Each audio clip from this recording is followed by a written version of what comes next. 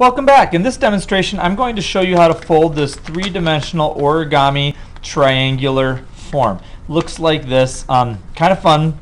It doesn't use any of the origami bases that we learn about in class usually, but I really liked this model because it's pretty simple but yet fun to make, and you could use it in class for like a spinner, or you could maybe put little questions on here and quiz yourself with it, almost like it's a dice to be rolled. Okay, so to get started, if you're somewhere else in the world and you've got a nice sheet of origami paper, you can use that. If you're in my classroom and you have some free origami paper, take the top and fold it over into a triangle like this and roll it towards the edge until these two lines are parallel.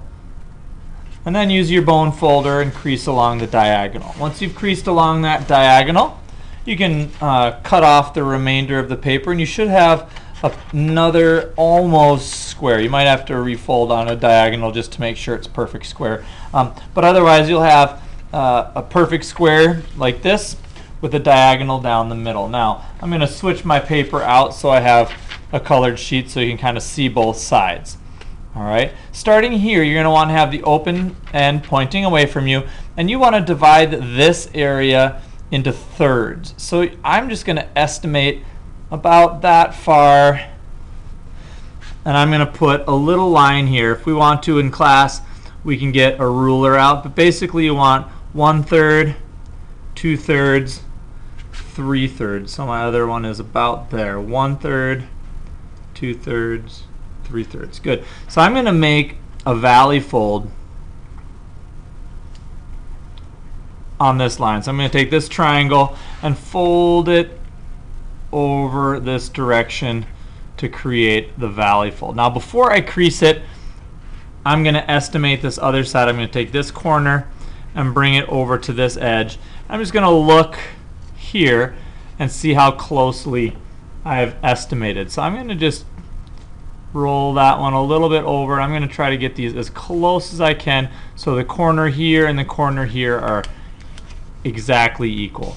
Now that I've got it pretty equal and I've made sure that this is actually in thirds, I'm just going to gently crease this side and gently crease this side while I'm holding this side down really firmly so that it doesn't edge away from me. Then once I get it kind of pretty well creased, I'm going to use my bone folder and crease those out. And you'll see I've got that one pretty well and that one pretty well divided. So I've got it into thirds.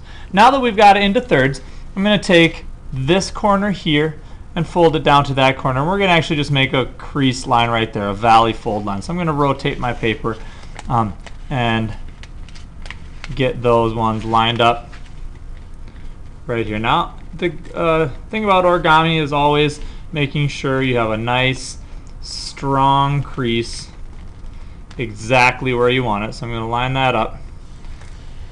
And I'm going to crease it real nice and hard with my bone folder. Now I can tell from my paper I might have it a little bit off the edge there, but that's pretty good. Now we got that valley fold here, and we're going to valley fold it the opposite direction right along this diagonal. So we're going to take this corner, bring it down to this corner here, get it all nicely lined up, and then crease it nice and hard. Uncrease it, and you'll have an X right there in the center. Okay. Now I'm going to take the left-hand side and I'm going to slide it into the pocket here that we created on the right-hand side. I'm just going to slide that side in here, and they should line up pretty well. It should look something like that. Okay.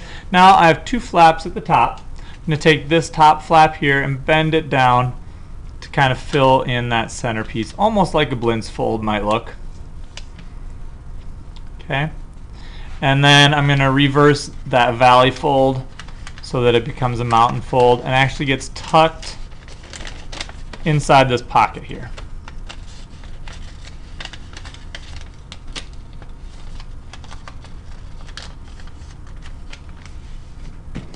Okay. Now I'm going to flip this model over and recrease the creases the other direction, just to give myself kind of like the backwards reversing fold, so that I have nice solid creases along those folds, so that when we actually get it into a triangular shape, it just kind of folds nicely. Okay, so I've valley folded this one. I'm going to valley fold the opposite, this corner to that corner.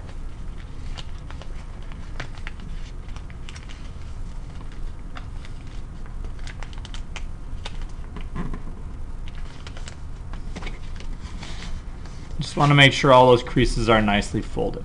Now, we are going to take this center fold, or that center point, and bring it down over here. We're going to make a little squash fold.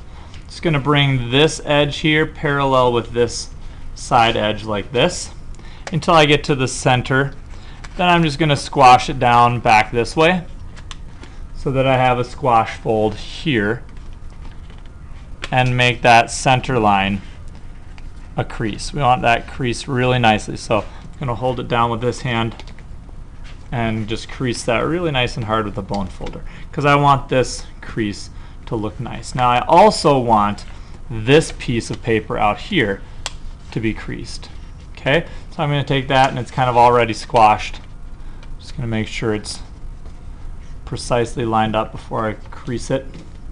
Use my bone folder, crease it really well. Now I'm going to take this and keep holding it. I'm going to take this corner here and valley fold it in like this to make that triangle right there. And make sure that valley fold is also nice and strong. Okay? Now I'm just going to release those.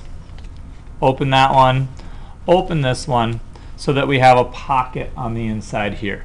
Then you're going to take your fingers and open this whole piece, and you're going to take this corner and gently press them together like so. All right, now, oops, you'll see that, there we go.